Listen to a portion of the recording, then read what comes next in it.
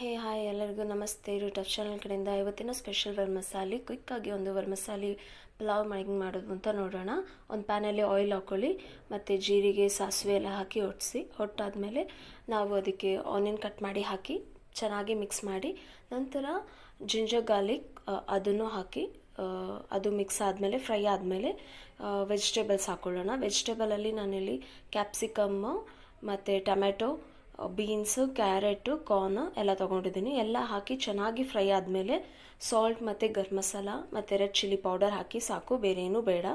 ಅದ ನಂತರ ಚೆನ್ನಾಗಿ ಫ್ರೈ ಆದಮೇಲೆ ಅದಕ್ಕೆ ನೀವು ಎಷ್ಟು ಕ್ವಾಂಟಿಟಿ ಮಸಾಲೆ ತೊಗೊಳ್ತೀರೋ ಅಷ್ಟು ಕ್ವಾಂಟಿಟಿ ನೀರು, 1 ಕಪ್ ಅಂದರೆ 2 ಕಪ್ ವಾಟರ್ ಹಾಕಿ ಚೆನ್ನಾಗಿ ಕುದೀಲಿ.